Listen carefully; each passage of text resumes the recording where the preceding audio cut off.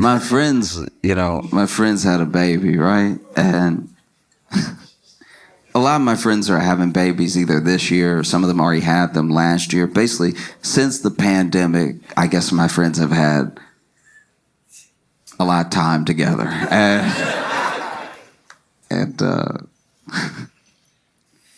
Okay. Basically, I met one of my friend's babies, and I could tell that I was the baby's first black person. I could tell. It was just so apparent. It was like, as soon as we looked at each other, he went through all of the emotions at one time. Because when they rolled him over and he looked at me, he was like, oh.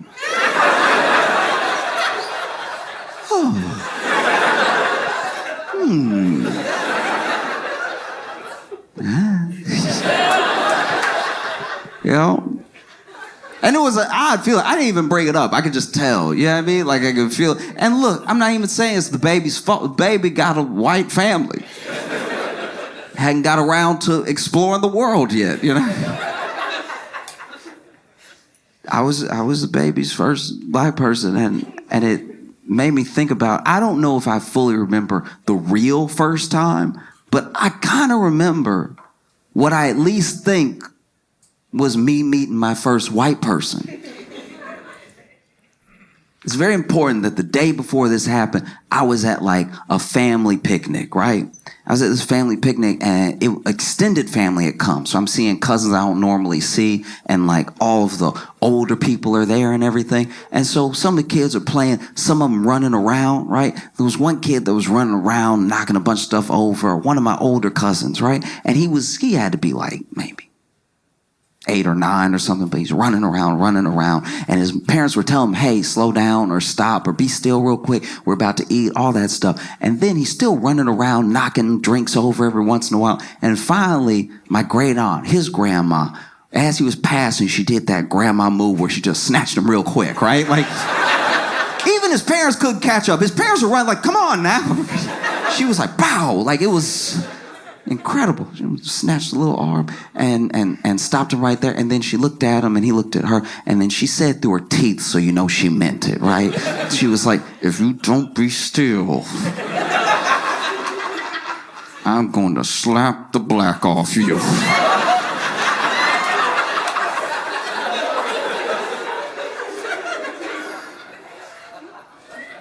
So the next day,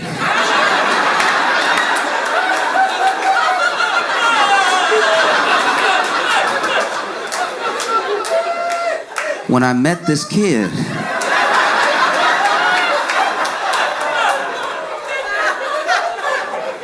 all I could think was, it can happen.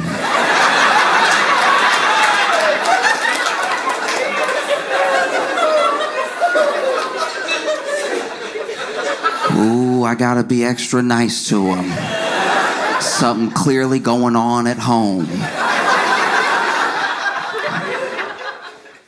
I was watching documentary about serial killers and sociopaths and stuff, and how basically they do these profiles where they try to identify whatever these specific things are with their personality that make them the way they are, right? A lot of the traits and a lot of the signs. And one of the things they were saying in the documentary is that one of the best things you can do for anyone that's suffering from these sort of things is to find it as early as possible. That way you can help them before they do harm, But then they also said that it's difficult to identify some of these traits when people are kids, because a lot of the list of what psychopaths and sociopaths do as kids is a list of things that kids already do.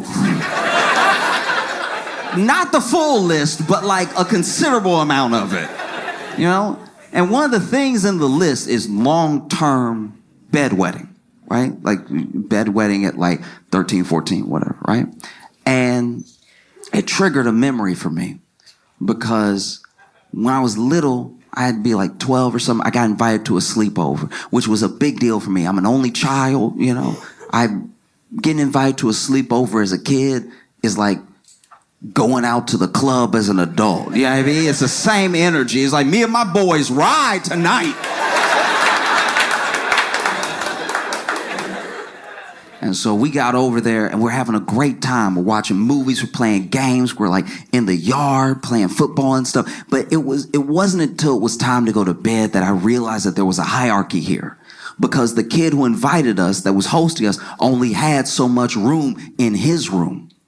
So his closest friend stayed in his room with him.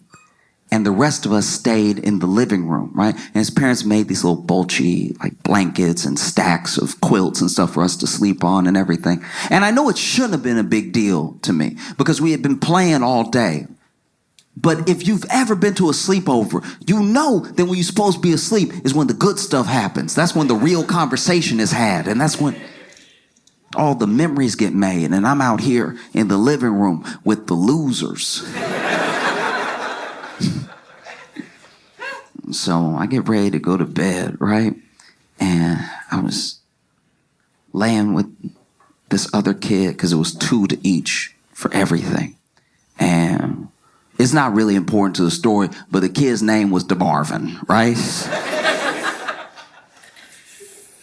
And so we fall asleep and I wake up middle of the night. Don't even know why I woke up, you know? And I notice when I wake up that just like the side of my leg and the side of my elbow are wet. And so I look over and DeMarvin not there, but his whole spot is wet. And I sat up, and as I sat up, I looked up and DeMarvin was sitting across from me watching me sleep. That's strike 1, all right? Any child who watches you sleep, that should be on the list right there. And not only is he watching me sleep, he got his legs crossed. That's strike 2. How you gonna sit there and cross your legs and watch somebody sleep like a villain? He's watching me sleep, has his legs crossed, and when I sit up, you ever so scared you assume you're not awake? It was so freaky to just see him there already staring at me. I was like, I'm tripping. I need to go back to bed. This kid looks at me, legs crossed, and goes, Joshua? That's strike 3. Full name? Full name. We're both kids. Full name? You're the devil. This kid looks at me and goes, Joshua, I've wet the bed.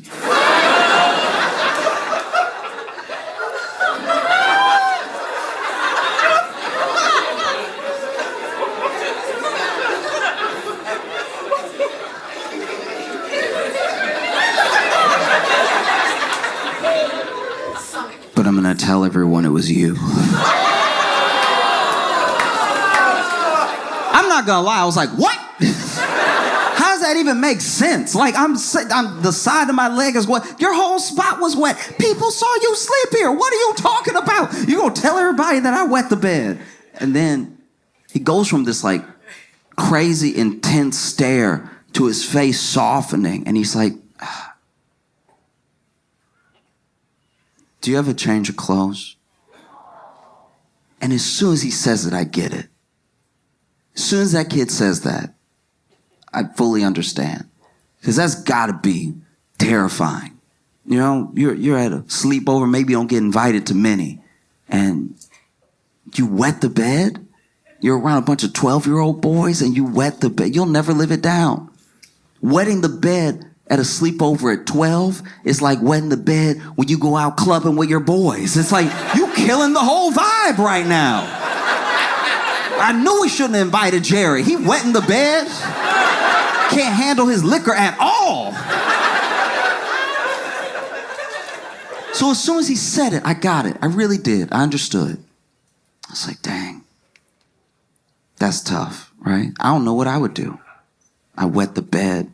I'm trying to make friends with other kids. I'm a living room kid as well, so I'm already a loser. And then I wet the bed. I wouldn't live it down. And so I looked at him. I was like, man, I'm sorry. I'm so sorry. I only have the clothes that I have. I don't have any extra clothes. And then he goes, oh, Okay. And I don't know where he got it from, but as soon as he said okay, he grabbed a cup of water and he threw it on me, right?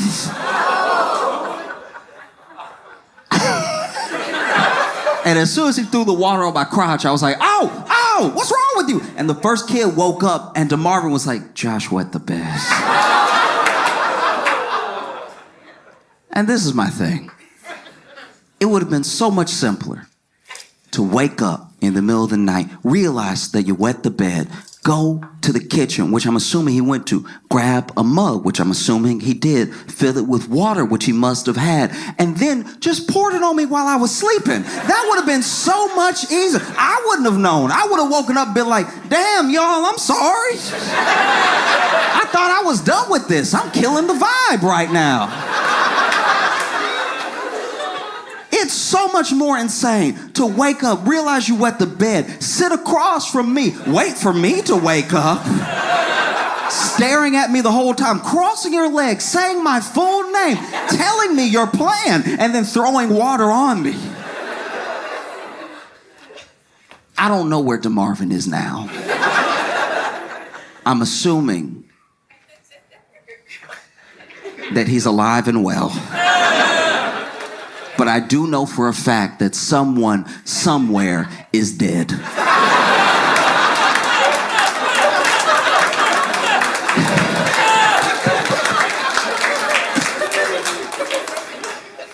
My other friends had kids in like 2022, 2023 and stuff. So then their kids are like at that age where they're like over a year old. They're basically at that age where you keep still saying like months. You know what I'm talking about? Like, nobody can just say, like, 1.2. I don't know, it's just as accurate, you know what I mean? Don't make me do the math. Because anything past 12, I know 12 months is a year, right? I know 18 months, year and a half. Once you hit me with a 27 months, I'm like...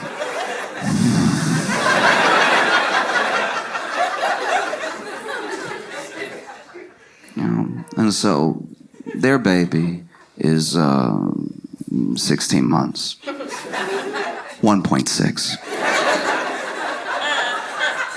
And they have a beautiful little boy, right? But it's funny, I didn't even think about this until I was hanging out at their house, you know.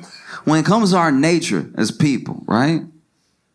We have the id, we have the ego, we have the superego, right? The id is like your lowest form. It's the impulsive part of your brain that is repulsed by pain. It's excited by pleasure, seeks it at all costs, right? The superego is your judgment. It's sort of your higher self in a way. It's how you weigh and balance some of your actions. A lot of religions attribute it to like the God in us trying to tell us what's right and wrong morally. And the ego is what mediates between the id and the superego. So then you'll have an id moment. Superego will judge it. Ego will process it, right? Id is like, I would very much like to sleep with this person. Superego is like, don't do that. That's your friend's wife.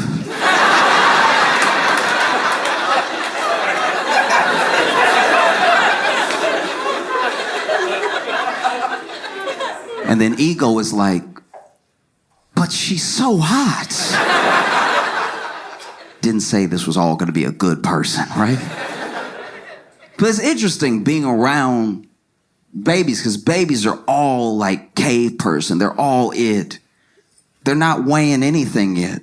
It's just, I would like to do that. I'd like to not do that. They're not thinking about the bigger picture, right? There was one point where my friend sat her baby down in his little seat, right? And she laid her coffee on the counter, right? And then she had to go grab something else. And as soon as she laid the coffee down on the counter, the baby looked at the coffee.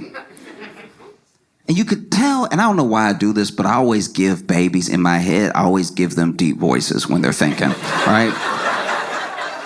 Because I saw the baby look at the cup and was like, the coffee is in the cup. But what if it wasn't?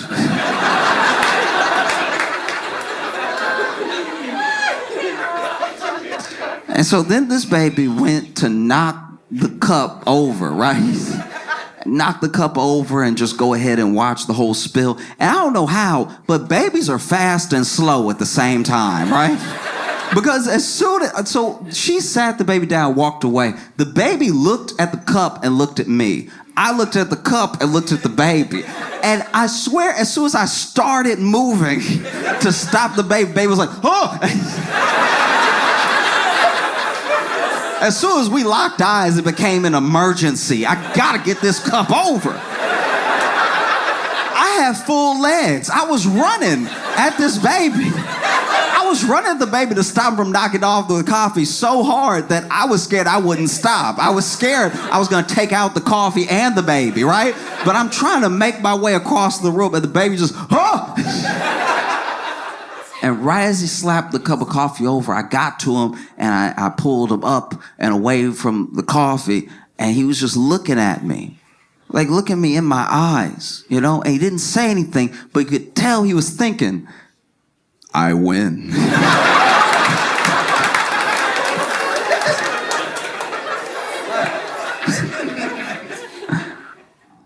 I don't know if y'all saw what's happening in LA. But the Archdiocese in LA just settled for $750 million with the lawsuits of everyone who had claimed abuse while they were patrons of the church. $750 million. I think $800 million when you count in some other stuff. That brings the Catholic Church's total payout to $1.5 billion. Anyone else would be closed.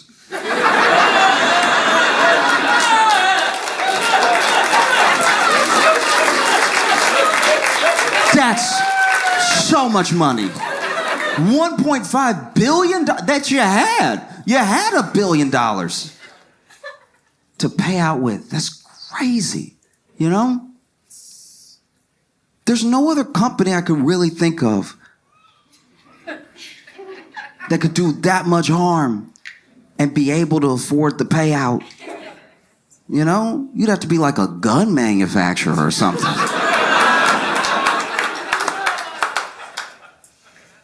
It's so jarring, you know? I think that's what really bothers me about it. It's like there's the payout. And anytime someone has to pay, even if it hurts a little to pay, if they had the money, it feels like less justice because they had it. You know, you gotta make them pay a number that they genuinely don't know. I don't know if we can do. Good, that's exactly how much I want. You know, $1.5 billion worth of damage that you also admit you did. You know? This isn't like hush money. This is a settlement where everybody knows what happened and everybody knows how you handled it. You know? That's so jarring. And it makes you, how can that not affect your faith? You know what I mean? You went to this place. This is supposed to be the safest place in the world. This is supposed to be the place where you like lay down every burden, not pick up extra. Do you know what I mean? I don't even know where you go from here. It's beyond PR. You can't be like, but we also donate a lot to... I don't know if I want you around anybody right now. That's my thing.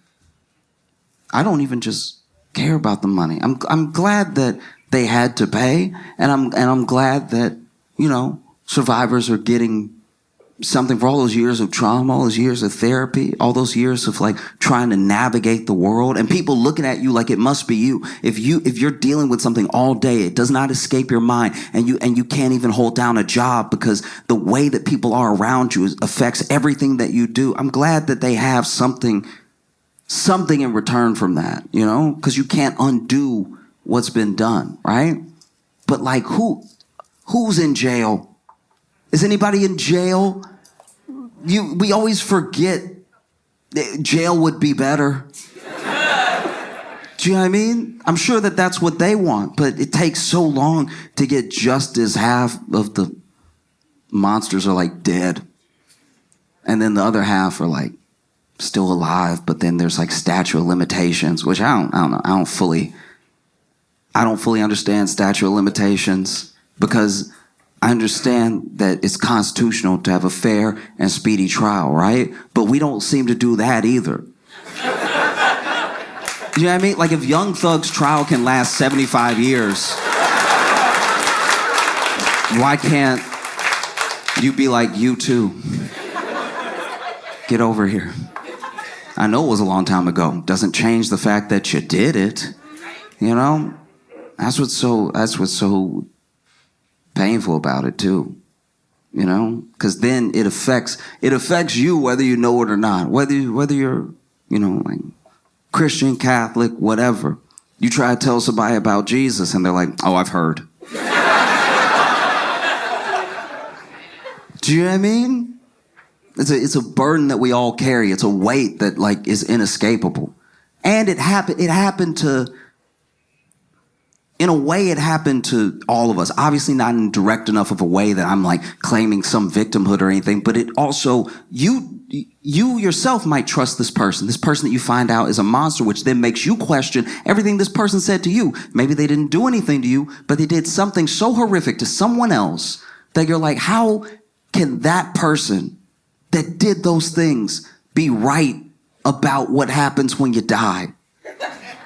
Like, I know the two seem like they don't have anything to do with each other, but they are so directly related, because this person is basically telling you the keys to a good life, the keys to being a good person, and the keys to salvation. And then you realize that they were dangling those keys over someone else to keep their silence, right? That's too heavy, you know?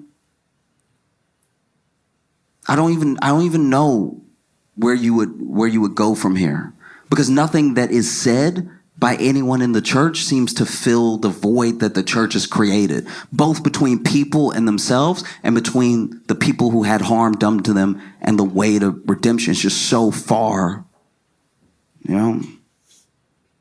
And the people writing now, the people who write for the church, the people who are the spokespeople, the people that we see, they don't have it like that, really. Like, they're like, when they say their words, it doesn't hit like the Bible hit. There's no thous that can bridge the gap that's been created, right? There's no ye's that make me feel better. You know? Because I don't know. What is the truth taught by a liar? Do you know what I mean? Even if you really believe, you believe it from the bottom of your heart, this guy, this Weinstein is going to be the guy who spreads the word? That seems short-sighted. And then how they handled it too, because they handled it like the mob would handle it. You know? They didn't look at those people, those patrons, those souls that they have a responsibility to, that they took up the responsibility to. No, I personally don't know anyone who was made to go to seminary. Everybody there is a volunteer, you know? And so you'd find out. Sometimes it was the priests themselves telling their superior, I got a problem, right? And the superior was like, we'll get you out of town. That was the move for a long time. It's why so much damage was done, you know? If your toilet is broken, you get it out the house. You don't move it to another family's house to ruin their life. Do you see what I mean? You know what I mean? And it's just, I don't know. I know I kind of like land on this thing a lot. And so I'm doing the point a disservice, you know? Because a part of me hopes against hope that I don't care how it happens. I want everything that those priests were teaching to be real, right? I want it to be the truth. So that way we all know in our hearts that there's a hell.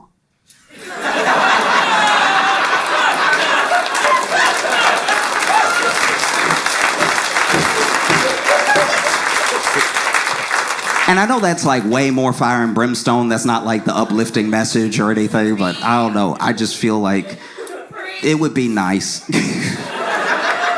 It'd be nice to, finally get justice. 20 years too late, the person's passed away, and then you're like, nah, God got him.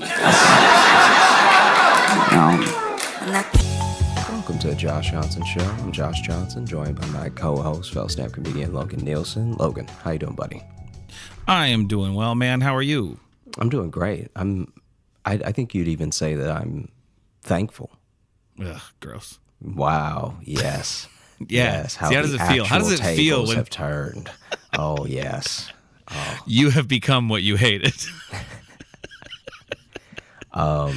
What you feeling thankful about? What are you? Yeah, because I guess this will come out on Thanksgiving Day. Yeah. I mean, this is a thing. I guess I'm thankful, especially because we talked in Minneapolis when we were doing Acme Comedy Club, and we talked about how every once in a while I not just feel the need, but it's important to like reconnect with people, whether that's over Facebook or calls or just like reminiscing stuff and everything.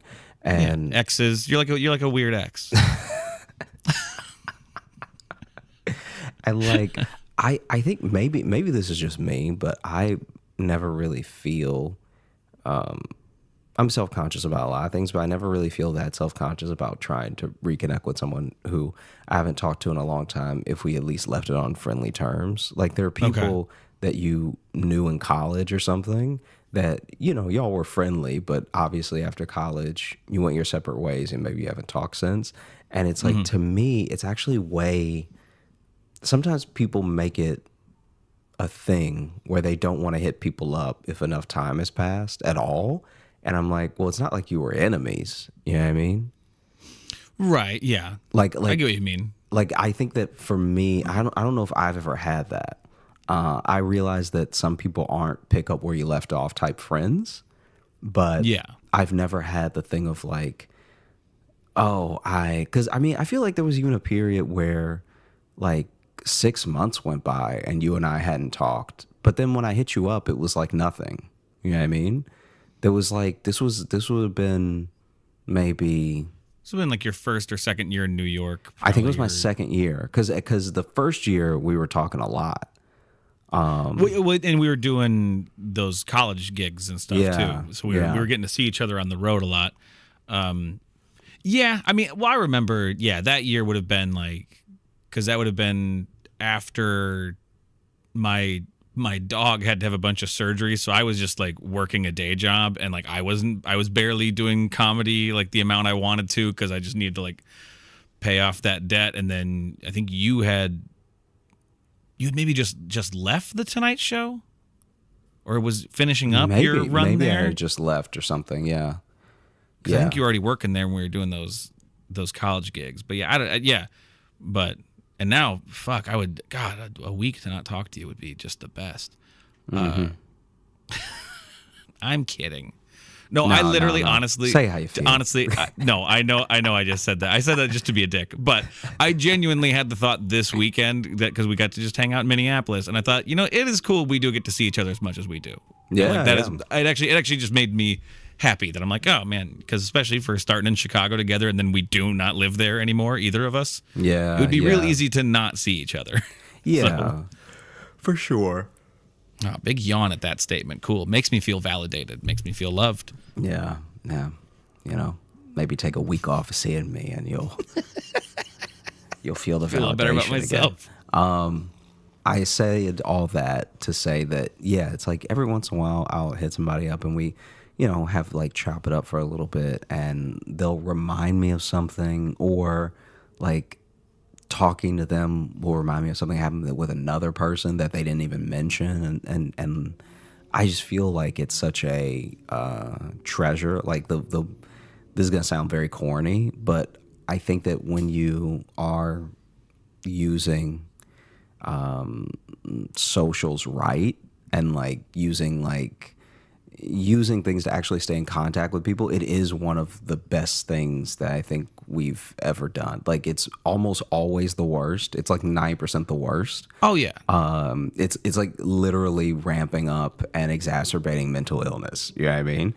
Oh, for sure. But I think that if you really do use it as like a forever yearbook, and you hit people up, or just tell them that, like, the amount of people who have just reached out to be like, hey, I know we haven't talked in a while, but I'm really proud of you for, like, I remember you used to say you'd like to do comedy or something, and now you're doing it, or, like, stuff like that is actually like real soul fuel, like I think that it makes me really happy that you never know. I guess without sounding like self-deprecating or anything, but it's like you don't know who needs to hear certain things, and I almost always need to hear certain things, and so it's like always nice when needy, someone so is like needy. Yeah, and and so I said all this to say that I was chatting with a friend, and I know that on the Thanksgiving episode, not only do we sometimes at least say what we're thankful for, but we also tell Thanksgiving related stories, Have we ever said we're thankful for? I feel like this is I thought I said I was thankful for you one year. That doesn't sound like you. Okay. Well, maybe it never happened. Maybe I just said it in my head and then we didn't actually say it into the mic, because that's just as likely. No, I think we did. I'm kidding. Sorry, I'm being a little stinker. Okay, I'm feeling saucy. Wow, stinker. I'm being a little stinker right now. Wow. We had a great weekend at Acme. You were just on the Late Show last night. Oh yeah. It was cool to see. I always love seeing you on TV. It's been a little weird because today I'm getting messages congratulating me on your success, and I'm not quite sure what to do with that. Yeah. But I'm very proud of you. Yeah. I will say sometimes when sometimes I will not be doing a touring show. I'll just be doing a regular show in New York, like a spot. Right. Like a spot. Yeah. And people will be like, so is Logan coming? And I'm like, I don't think that they could pay him enough to come do these 10 minutes in Brooklyn. Yeah, it's that interesting thing of when you kind of intertwine careers with somebody. Yeah, it's like, wait, he's gonna be in Tacoma and Denver, but Brooklyn is not as glamorous of a spot, Well, I love doing it. I love going to Brooklyn and doing shows, but I need to string together several to make it feel worth it. Yeah, and they would have to be less paying. Lucrative, we'll call it. Yes, yeah. Yeah. It's like, I don't know if this, bar show at 1 a.m. is going to be the thing that gets him on a plane, Yeah, it's not really setting me up for next year the way I want it to, And so basically I was chatting with someone, and they were telling me that in their family they have an aunt that cannot, like, really cook is even a strong word. She has trouble doing things with heat. All right. fire bad. Yeah, if she has to apply heat, it's gonna be a wreck. It's a Frankenstein aunt. An actual car accident of a dish. Aunt-Stein. That was a reach. Yeah. Yeah. Frankenstein's onster. Oh. I like that one. Yeah, I'm glad you do.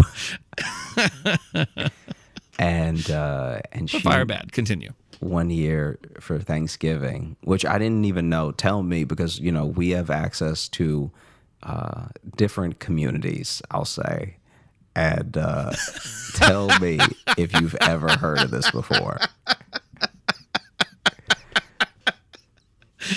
We have access to different communities.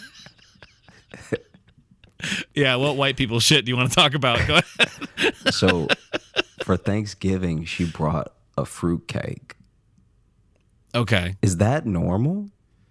For Thanksgiving? Yeah. I thought I think fruitcake was a Christmas thing. It's more of a Christmas thing. Yeah, I've never seen fruitcake at Thanksgiving. Never in my life. It doesn't even seem like it would go with anything. Yeah.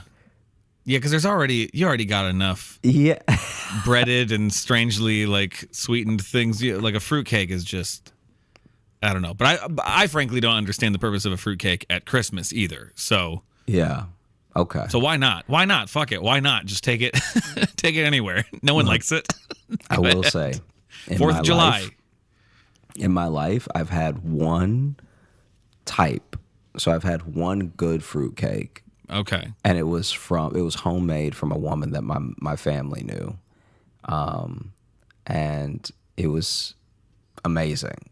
And then ever since, and I remember eating another fruitcake thinking it would be like the other one. Like, I didn't know I was tasting the best fruitcake I'd ever have. I thought I was just tasting fruitcake. I thought this is just what fruitcake was. And so then Right. I went to eat someone else's fruitcake, and the level of disgust when I tell you that it was a war crime committed in the mouth, all right? Mm-hmm. It was so disgusting, and it was so the opposite. Even the texture wise, it was so the opposite of the fruitcake that my mom's friend had made. I used to get excited for the holiday to go over there to have this fruitcake. Oh, okay. It was So that you good. you dude. realized then later that you had been living a lie. You've Not been only living that this I had world, been- in this reality that no one else gets to exist in. I not only, it made me like shudder the next time I saw the fruitcake I loved. Oh no! Like the next It three, ruined all fruitcakes for you. the next like 3 fruitcakes I had, because like maybe it's a Southern thing too that some people just make fruitcake for the holiday. But I remember I had a bought one, I had the nasty one, and I had like the mid one, and all 3 of them ruined the idea of like. You know what I mean? It's like if you had Doritos, and so you just think this is what they come in packages. This is what Doritos are, and then you have 3 more Doritos, and one tastes like ass, and one tastes like just glass, and then one tastes almost like cheese, but with too much styrofoam. You'd be like, I think I'm off Doritos now. Yeah, it's a real Goldilocks situation you found yourself in. Yeah. It doesn't matter how comfortable the bed is if there's fucking bears. Yeah, if everyone is home. If everyone's home and they're bears, I don't care if the porridge like rules. I'm out of here. And so I can't get past the way fruitcakes look most times though, because they look like a carpet filled with Jolly Ranchers. Yes, exactly. But I'm telling you, maybe it's just because I was young enough. I was so young that I also was just willing to try stuff. And it was just sweet enough to be good. And then I had my first slice, and I was like, that was actually amazing. Yeah, I've definitely tried it and disliked it. Yeah. So yeah. that's one of those ones where I'm like, I don't need to try to find a good fruitcake. My life is full enough. I can miss this. There was one out there that sadly most people will never have. There was someone who took fruitcake and made it something good. Mm-hmm. Anyway, the auntie who makes the fruitcake for Thanksgiving is not good. And it's not just not good because fruitcake is not good. So it was her tender loving care that made this fruitcake so nasty. She put the hate right into it. Yeah.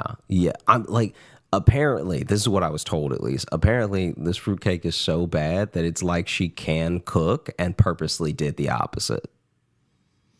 Oh, I like that. Like it's I want that cooking show. Let's just mix the salt and sugar now. Yeah, And that's like someone believing in their skill, and so they're really testing their limits. They're trying to really fly as close to the sun as they can get. yeah. So it's like, what can I do? What at what moment do I cross the threshold and this becomes poison? Yeah. And so no one ever wanted it because this has been happening for years, right? And there was even like a stink with like a real like almost fight between, I guess, like sisters and stuff. So that aunt was like one of four or whatever. And then I think that she thought, because this happens a lot with people who can't cook, they think it's just like with any other talent that a person doesn't possess. They think that outside forces are blocking them. Or you just don't get it. You just don't get it. So your mouth just doesn't get it, right? Your mouth doesn't get what I'm doing. Yeah. And now, that's your problem, and you can fix it and get on board. And never fix that mind, mouth. she would also not eat it. It'd be different if a person was the Like only their person own who cooking. ate what they brought. You know what I'm saying? Just eating the whole fruitcake by yourself. Yeah, like If you guys don't want it, I'm gonna eat all of it. I'm gonna eat it all. and so it's not even that situation where she's sitting by herself eating the fruitcake and she's the only one, right? Like, you know how some people try to guilt you, like, this thing that I brought sure is good, you know? Right, yeah. And so, so it's for 1 year, it's the fact that the placement on the table, people couldn't reach it, which is also a ridiculous, like, it's such a ridiculous excuse for people to not be eating your food. It's like that's everyone. Yeah. Everyone at the table is saying, pass me. So if they can't reach it, they don't want it, is what's happening, right? Yeah. And then there was another year. So now they've caught it as it's a conspiracy now. Yeah, it's a conspiracy against their fruitcake. And then there was another year where they were like, oh, someone else brought something that was too close to fruitcake and everybody picked that. And it's like, well, now you're just mad at dessert. You know what I'm saying? Like, now it's just like, hey. Right. We can't be mad that someone brought a pecan pie and that's somehow too close to fruitcake. You're reaching, you know? Yeah. And so it got to the point where apparently outside of the cooking, this is a very decent, good family member, right? Like, this is their one hang up. And it's the one thing that they all argue over, you know, like not even politics or anything. It's just like, why won't anybody eat my fruitcake? And so basically they decide just as a family, you know, like those there's the family text chain and then there's a family text chain with the people that really don't need to be in there. Right, yeah. Okay. So in the tight family text chain is just how I'll refer to it. In the tight-knit family text chain, everybody's like, what are we going to do this year? This is like 3 years ago. What are we going to do this year? Because we can't have another, like, argument over this fruitcake. I'm just not having it, you know? And it was like, and apparently a lot of family will come as well. So it's like embarrassing because the side of the family that's hosting then gets embarrassed because it looks like they're just crazy. Oh, so it's like different families too, not just like all from the same side of the family. It's not it's like all married in. Okay. Yeah, it's not just all one immediate circle of family. It's like this is the place that the family comes to, right? So if the core family is 5, the other 15 are coming to that house, right? Okay, gotcha. And we're not just talking cousins or anything. We're talking like whole separate married in family. Yeah, like people bringing their spouses, right? Yeah. And so then every year there's been like this argument over fruitcake for one reason or another, and it makes them like after a few years, it just seems like this is how y'all are, you know, because we only see you twice a year. Yeah. And so for half the time we see you, y'all are cursing over fruitcake. But here's the thing: at a point would you miss it? Would it not be the holidays without? Apparently, it would be a better holiday, is what I'm told. Right? And so then in the tight-knit family text chain, they were like, we got to do something, right?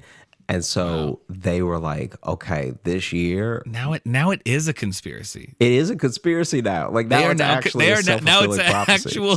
It's an actual fruitcake conspiracy now. They're actually. Yeah, it's really happening. And so now they're like, what we need to do is act like everybody wants it. Because then it'll just die down because the aunt cooking it is the one that's like, she's like watching it now. Like now it's become a point of contention where she'll just be watching the cake the entire dinner, right? She she really like people try to talk to her about other stuff and she just going, let me see if I can do the face. She was just going like just nothing but that slacked like because she's watching the cake. Anyway, they're like, we all need to act like we want it. And so that way it won't even be a discussion. We could even maybe take it off the table and be like, oh no, I want to take the whole thing home. And so they honestly had like a little play rehearsed of how they were going to handle this. Because she brought the fruitcake, right? Mm-hmm. And then when she brought it, there was one sister that was like, oh, if you wouldn't mind, I want to just take this fruitcake home. Because I'm having some people over, right? And I would love to. And I don't want them to stay long.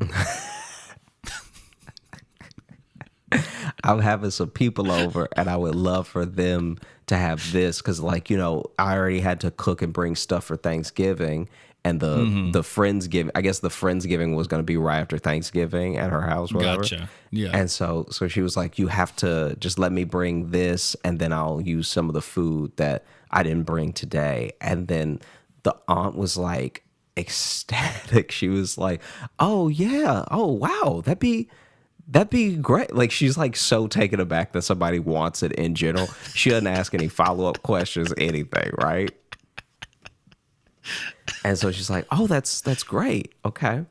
And then they end up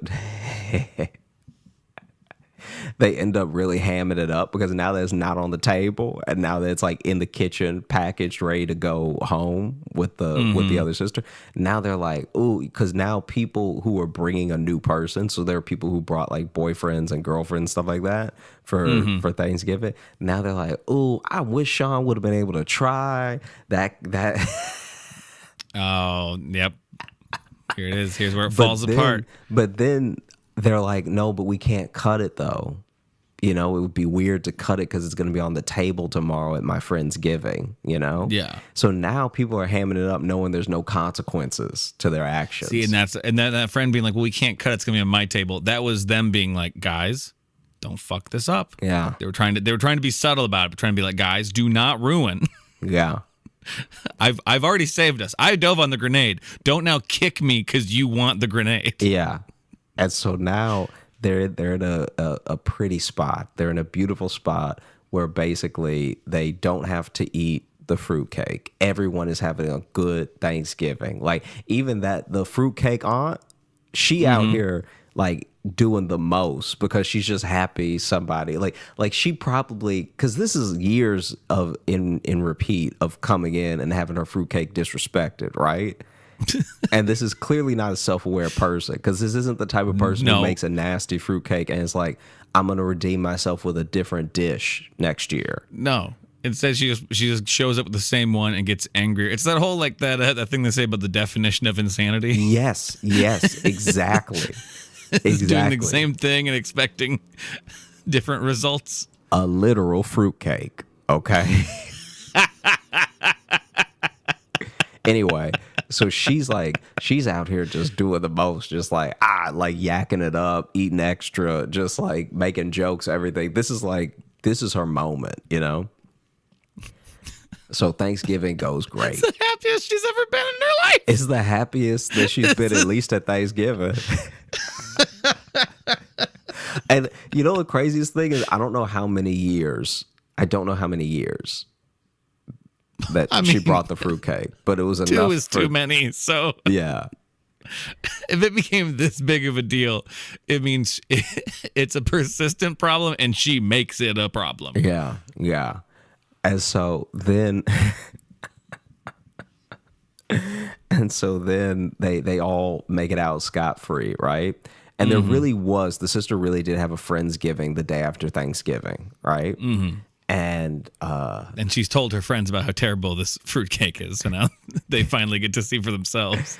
And lo and behold, day comes Friendsgiving. Guess who shows up? Oh shit! To watch you were them, too specific to about watch the them plans. eat it. I guess completely uninvited. Her sister shows up and is like, "Oh, hey, you know, I brought." And she this is the craziest thing. This is how you know this person is an agent of chaos, right? Mm-hmm. She comes to the Friendsgiving uninvited, but then brings a store-bought pie. She already got the fruitcake, so she's technically already contributed, but she brought a store-bought pie just to, like, I guess, have something in her hand when she showed up, right? Uh-huh. And so... Please tell me that fruitcake is already in the garbage. Please tell me that. Look, you can't be out here guessing next steps.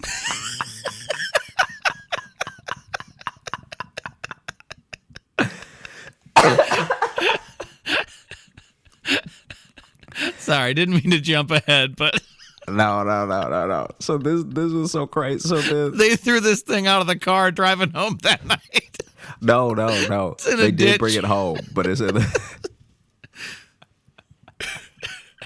They did bring it home, right? Okay. And they literally brought it home for safety because they were like, if we throw it away here, there's always a chance she might outstay us, or like that she might come back and forget something and see we threw it away, and then we'll never hear the end of it, you know? Yeah. They She might do a even- sweep of a nearby field. We gotta. They even brought it home for safety. And then this woman shows up with a And buried it in store-bought their pie. yard. And then was like, I was just, you know, I was wondering if I could join you. It was so good to see family. And, you know, I'd love to meet some more of your friends, blah, blah, blah, right? And it's also her sister. So it's like, it's almost weird now. She's like, you can't stay here. You know what I mean? Yeah. And so... Before you continue, my arc with this woman has been, at first I weirdly kind of respected her because just the pettiness. The pure pettiness of just like, know what, I'm gonna keep making the same thing and they are going to like it, and I'm gonna make a deal out of it. It's not a great trait to have, but I kind of respected it. Now I do just kind of genuinely feel bad for her. It sounds like she doesn't have much going on. That she's not.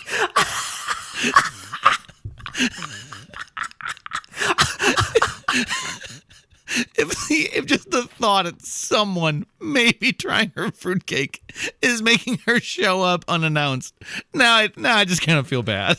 You know what it is? It's the culinary version of when you love a YouTube video and then you get your friend to watch it and then you watch them watch it. Yeah. And then they don't like it, and then you start really trying to explain why it's funny to you. Yeah. And you realize that doesn't help. That will Yeah. never fix it. You They're not going to finally- suddenly be like, oh, I do get it. Like, Yeah, you try to put it together why cats are better, and you're just like, really, now you're just talking a lot. You're talking longer than the video was. Yeah. And so they have to, as covertly as possible, when I tell you dig the fruitcake out of the trash. And it's not in the trash inside. Oh. It's in a bag. Oh, no. Yeah, it's Oh, in a bag. no. It's in a bag. It's old trash now. They threw it away the night before and they took the garbage out.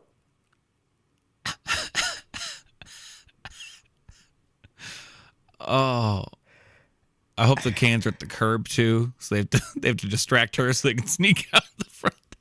But basically, they have like a couple of friends without knowing it even, right? They are getting friends unknowingly running interference on her so they can go dig this fruitcake out of the trash, right? And luckily, the way they packaged it, there's not much trash on it because it's like really wrapped in foil a bunch of times, and like it's not great. You never want anything straight out of the trash like that, but it's not like completely ruined, you know?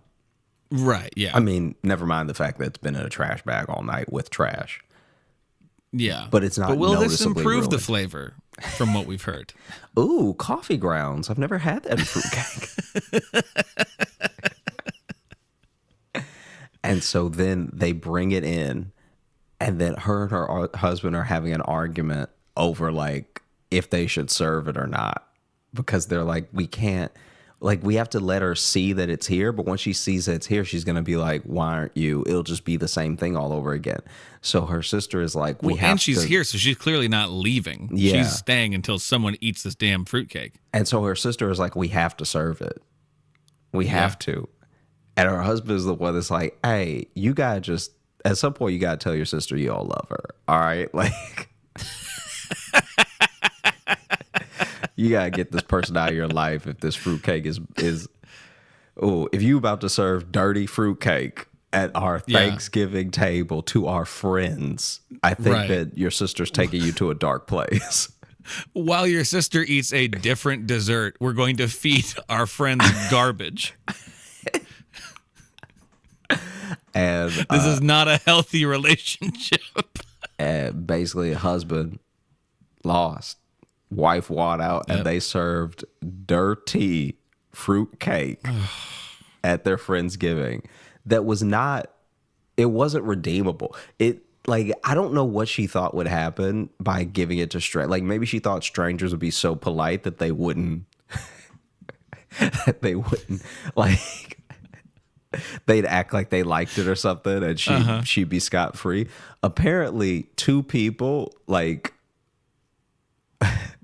what's the right adjective? Apparently, two people, this is from what I'm told, two people, like, vehemently spit it out. Like,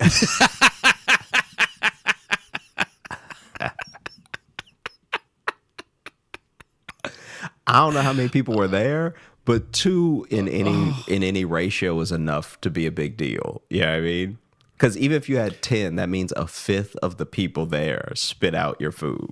I mean, well, just especially, like, no matter, even if one person had done it and there had been 50 people there, I think it still would have hurt, because this woman was showing up specifically just to see anyone eat and enjoy her fruitcake, which now all she's done is prolong the disappointment. And now she's going to start showing up to this Friendsgiving every year. Because then this is the other thing that ends up happening. She is like, you know, eating with everyone, chatting with everyone. And apparently outside of fruitcake, this person is great, you know, good mood, affable, all this stuff like that. Okay. But the two people, chill hang the rest of the year. But. Yeah. Two people spit it out, right? And one person spit it out into a napkin. They did the polite thing of like, oh my goodness, this is gross, sort of covering their mouth and spitting it out to where maybe you almost can catch it. Hand. And the other one like coughed it out at the table. And then just went, oh, no, yucky, yucky, yucky. And so that's what it was like. Oh, this is up now, right?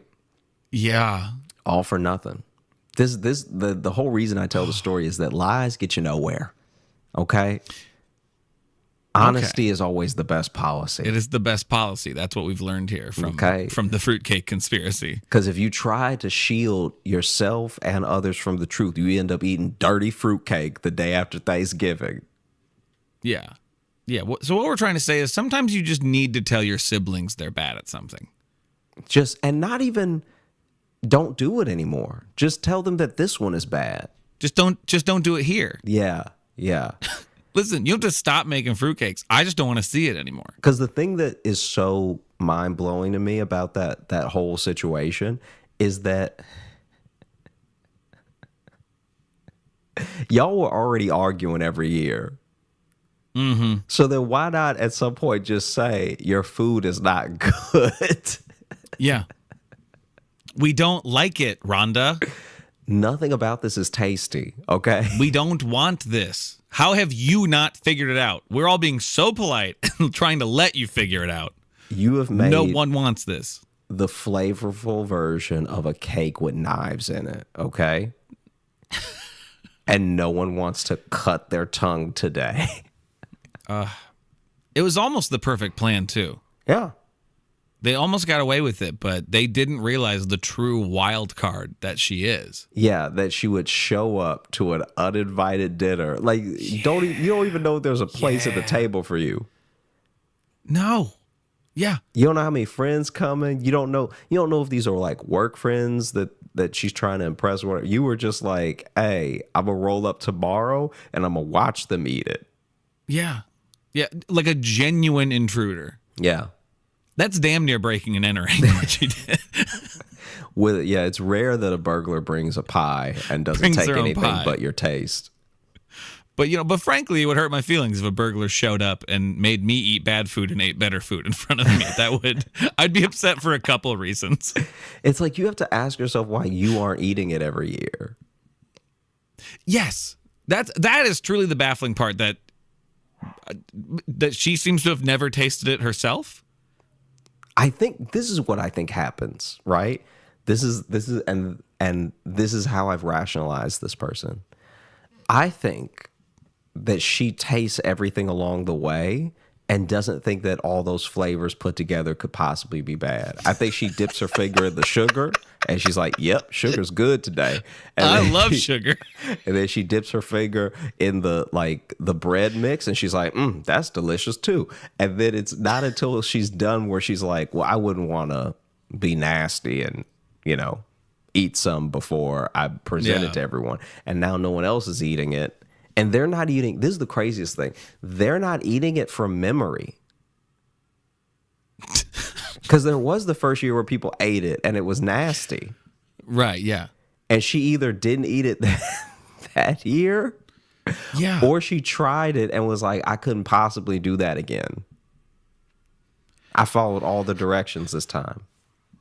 Yeah, it's just an interesting psych profile. Yeah, this woman. It's just a very of what causes you to be like, they didn't like it. I better give them more. Yeah, like thank goodness she cooking, because if she wasn't cooking, she'd be killing. Oh yeah. No, it is good. It's good. She has a hobby. Yeah. I'm like, anytime making these fruitcakes is time away from sharpening knives. So I think it's a good thing. Yeah. This other one I've been saving actually for quite a while. I almost told it last year. Oh, okay. Yeah. But I didn't want to make it like people want to be with their families today. They want to just relax and chill. And I didn't want to make last year's episode so long that it was like, oh, this is going to be a feat. This feels like work, Mm-hmm. Okay, gotcha. Yeah. I like to think that on the Thanksgiving, what I encourage our listeners to do is to force the entire family to listen to it. Yeah. So if anything, a long episode is more time. Let us be the fruitcake in your life. Yes. Let us be the thing you hold your family hostage with. Yeah. Basically, this is wild because this is like old. This is like in his family's like lore. Okay.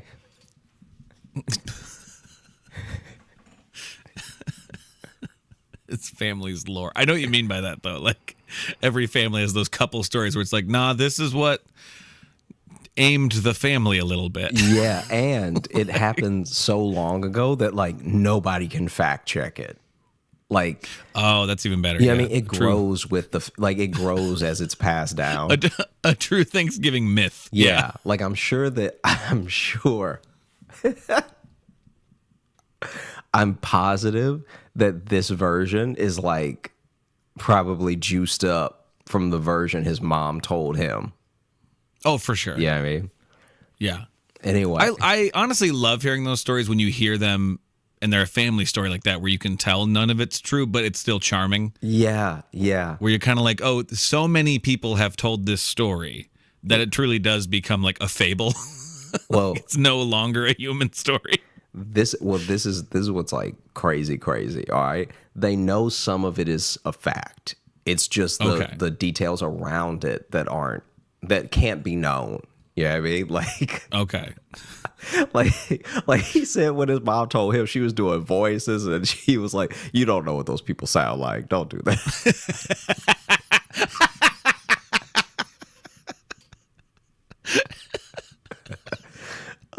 doing like really over the top voices Yeah, too. yeah. Just like, you don't. It's time to cut the turkey. Yeah, It's like, you well, don't that's know the those voice. people. That's what you went with.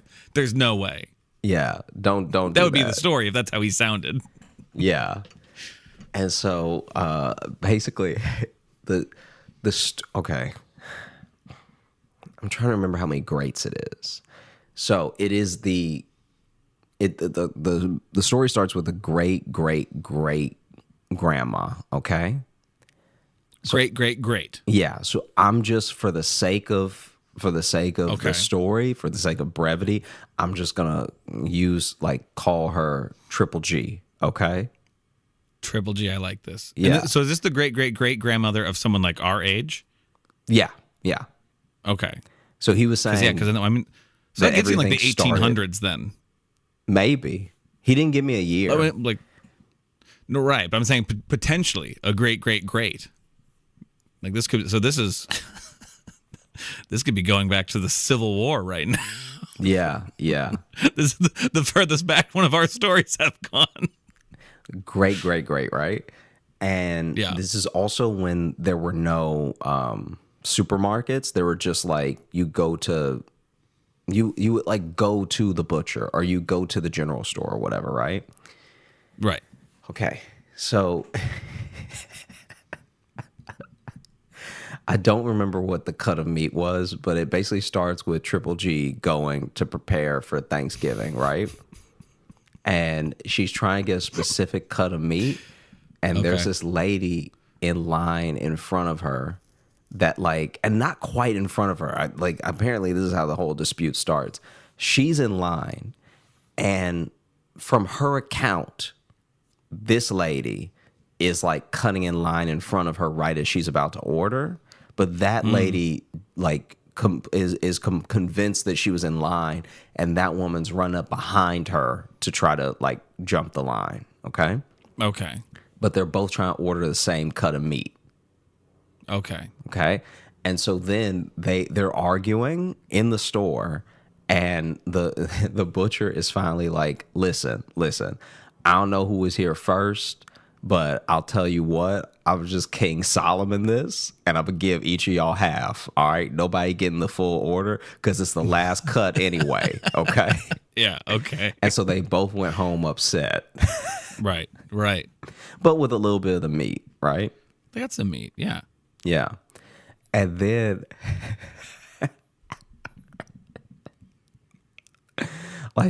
maybe the next day they saw each other just in general at the store, and there was some passive aggression that was taking place, right?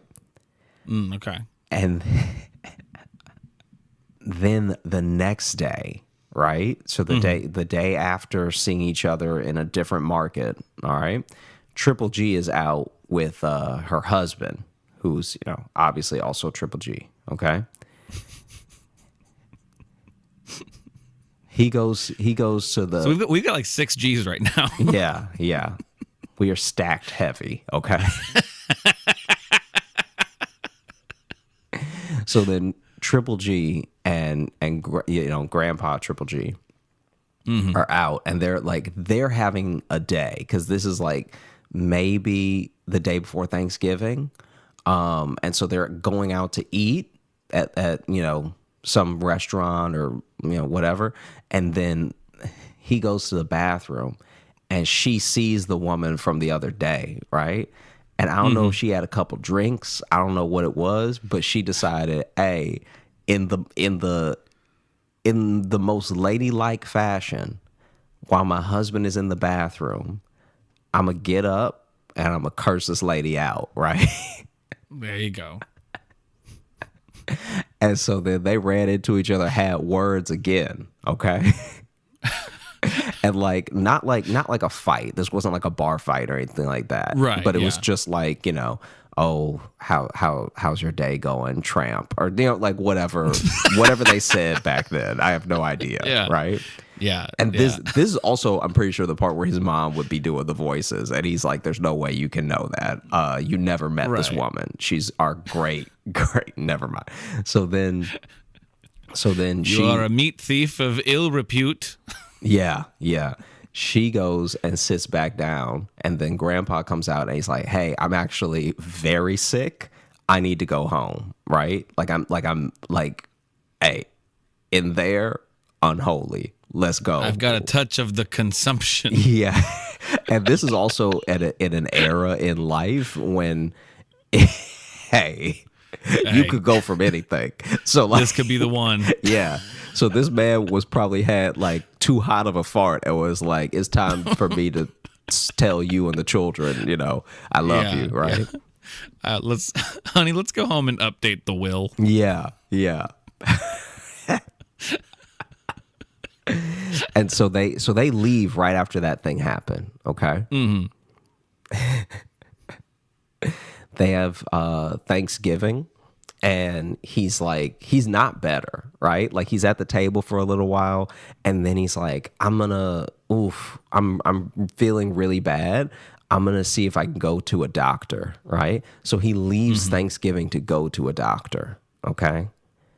And then comes back late in the night and was like, oh, the doctor gave me some drops. And like, because this is also back when medicine was like, it would be something that had nothing to do with your eyes and they'd still just give you drops. They give you like a gargle. You know what I'm talking about? Like a gargle. Like a true, how do you pronounce it? Apothecary? Like, yeah. you were going to a true chemist, okay? You're not getting a prescription filled or anything. This dude is just like, look, I heard that this benzoyl thing is good for mouths. Yeah. So yeah, a man came through town with a traveling show and sold us all the snake oil. Yeah. So gargle with this 6 times a day. Here's your oils, and now also I'll cut your hair because I'm the barber too. Yeah, and. And so he's in some bloodletting. Yeah, boy, this is a wild time in history. Yeah, he comes back late in the night, and she's like, "Oh my gosh, we were so worried. Like I almost went to the doctor to check on you because you had been gone. He'd been gone for hours, right? Like it's dark when he gets back. Yeah. And and he's like, "Oh no, the doctor gave me some drops and said I should be all good, and in a couple days, whatever, right?" And I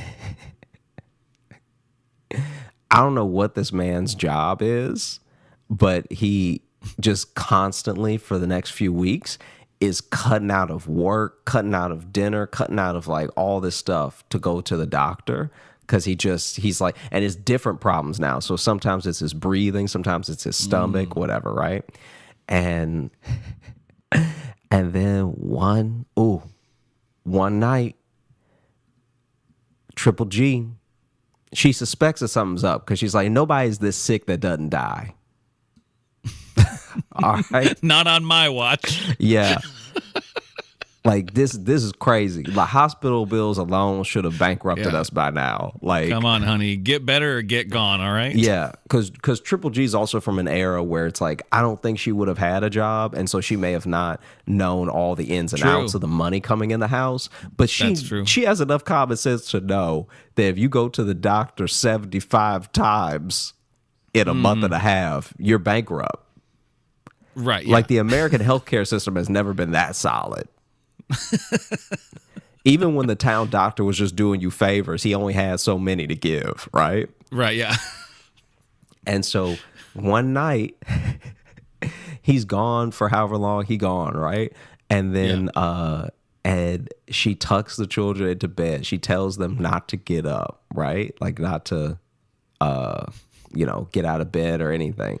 And she leaves the house. And she just goes out searching for him, right? Okay. And she finds him at the bar with the lady from the other cut of meat. Oh, shit. This dude has 2 families. Wait, so this wasn't just like an affair that happened. This is not an affair. He had a separate family. He moved. Whoa. He moved his other family into town to be closer to them. Wow, bold. Yeah. Bold. Yeah. And so this dude got 2 families, and then the reason that he was acting all sick and stuff when they were eating was because he saw her. And so he didn't even know that they had like, some spat or anything, right? And that's also why he wanted to go home as soon as he got out of the bathroom. Yeah. So so neither wife knows about each other then. Neither wife knows about each other, and he hadn't been going to the doctor. He'd been going to her house. So he spent half his Thanksgiving over with her. And they both just think he has to work. They both think he has to work and has horrible stomach problems. Yeah. This dude out here being a great dad and a horrible husband.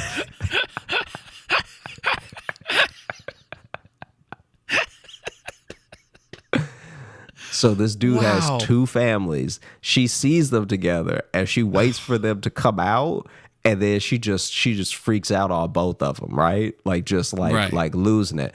And then the woman that she ran into that she got the problems with, right, is the other wife. But now she's like, wait, how do you know her? Because this is the person that I was telling you about, right? Like she's the reason we didn't have good mutton or whatever for Thanksgiving.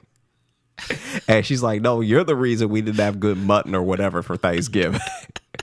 I don't know what the meat was they were arguing over, but let's go with mutton. Let's go like this.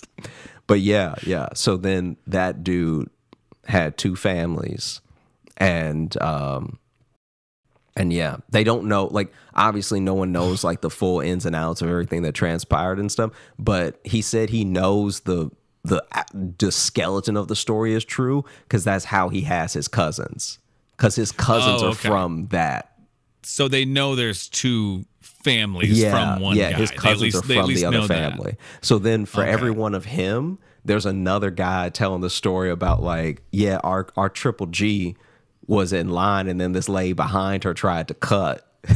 Yeah.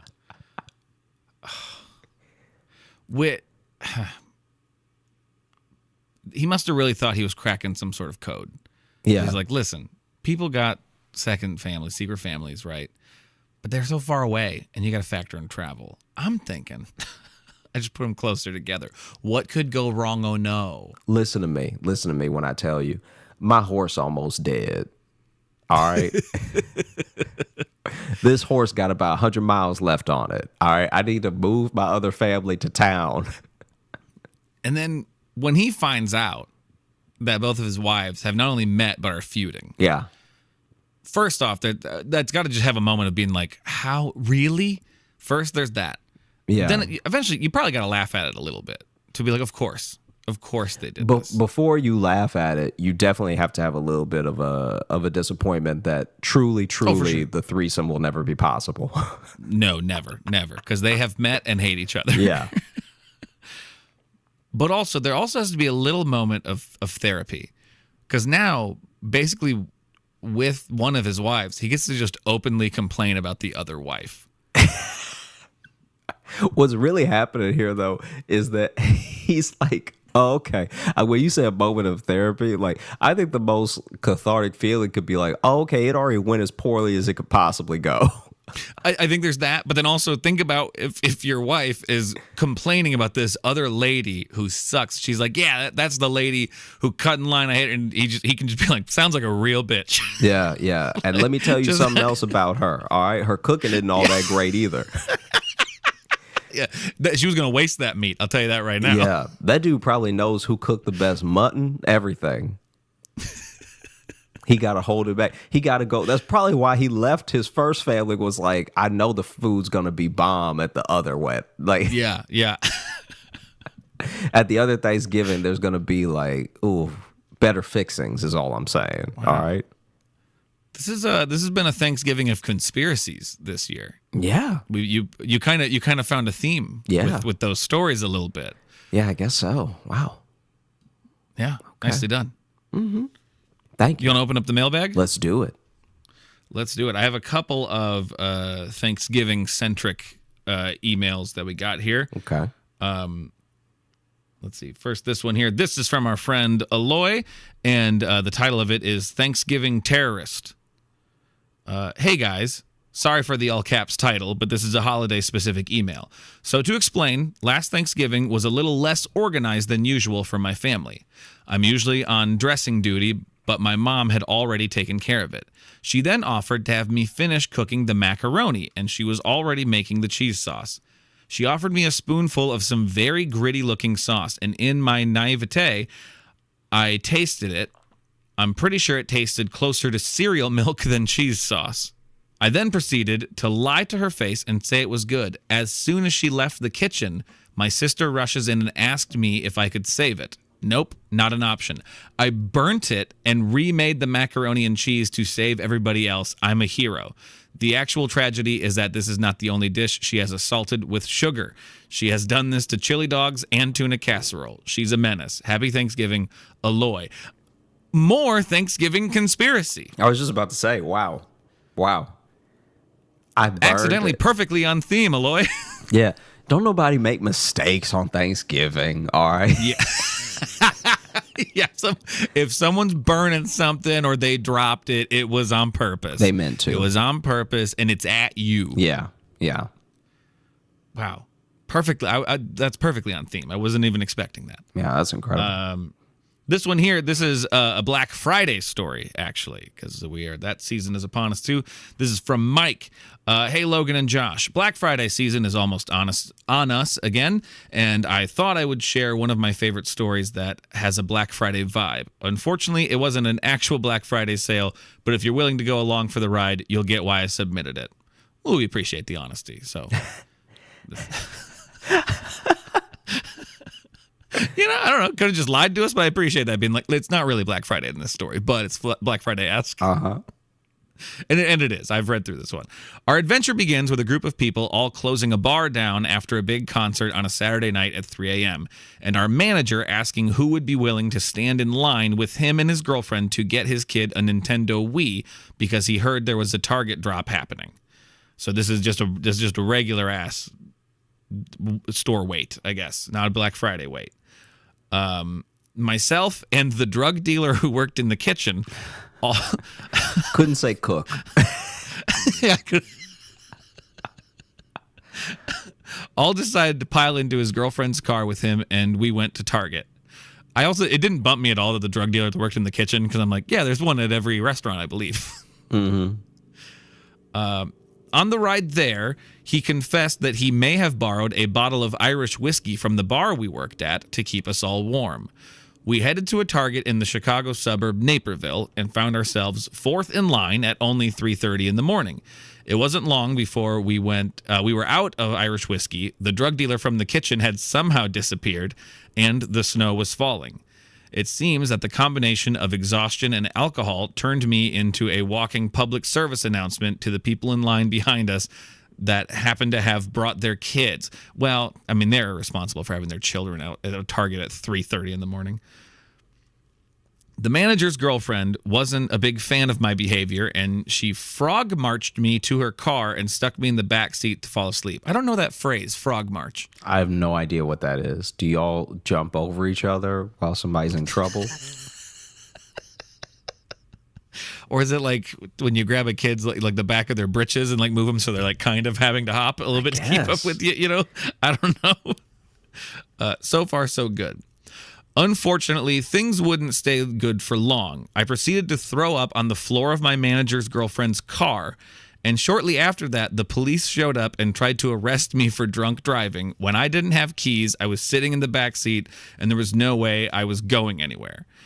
Our bar manager managed to calm them down by appealing to the fact that nobody wanted to miss the Bears game tomorrow because they were in the playoffs that year. Thankfully, I ended up only having to pay for having her car cleaned and did not go to jail. That's one of those tell me you're white without saying you're white. Yeah, this is very weird. This is like, how could you possibly, it's not your car and you don't have keys.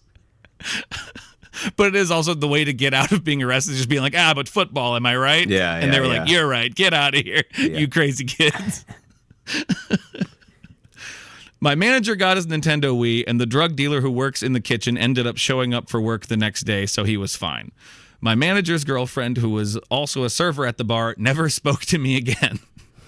When I awoke the following day in a strange house, I discovered it was my manager's basement, and he very proudly showed me the Nintendo Wii that he was able to secure for his kid. The only fights that happened as a result of that night were most likely caused by me. Thanks for hearing me out, and I assure you I have become a much better person since then. Thanks for making a place where we all feel comfortable to tell our unhinged stories. Thank you, Mike. Yep, this is a safe space for insanity. Yeah, right. Oh, man. Well, thank you to everyone who wrote in, and thank you for listening to the Josh Johnson Show. We had a great time recording. I hope you had a great time listening. Real quick, I definitely want to say what I am thankful for this year. I'm thankful for another year to be able to do the things that I love.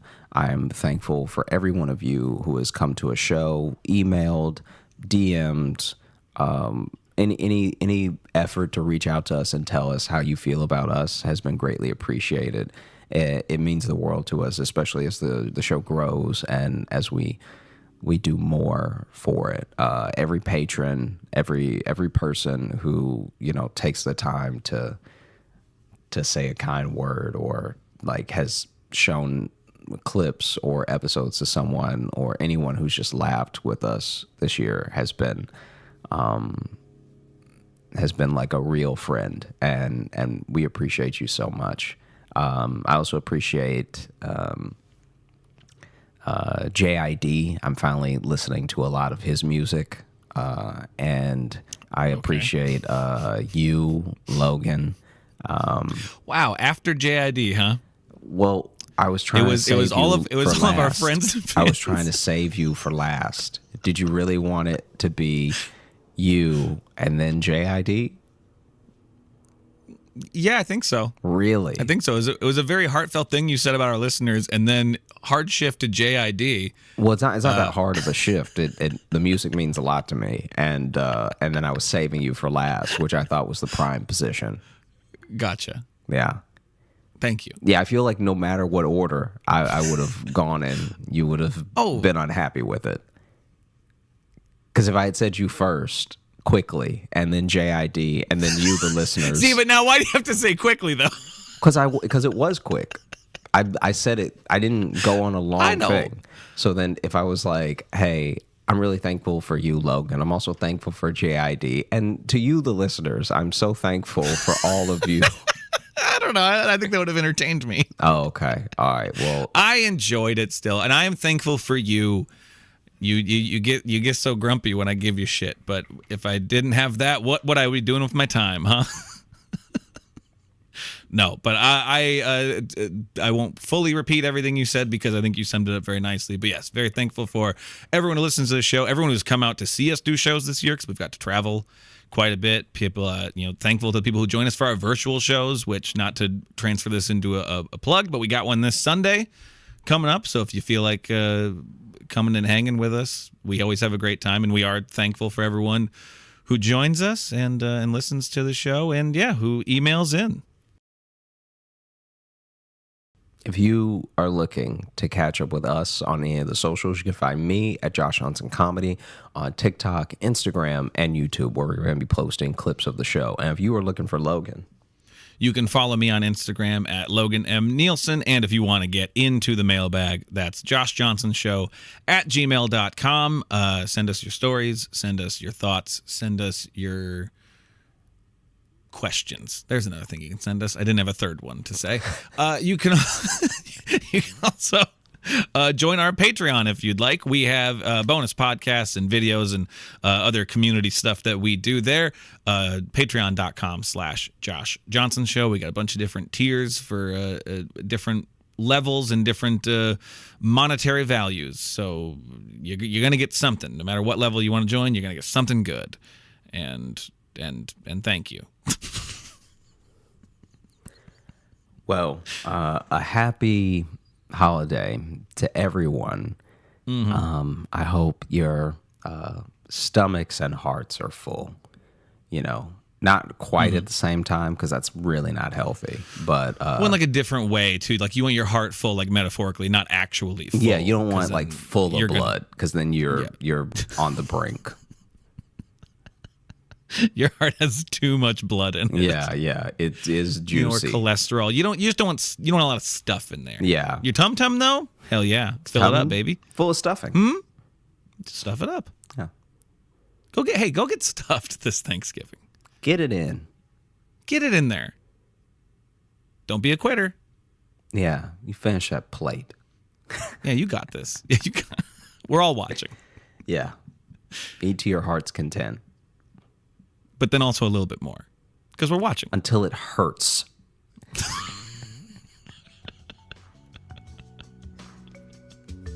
Okay, bye. Bye. Stay away from fruitcake.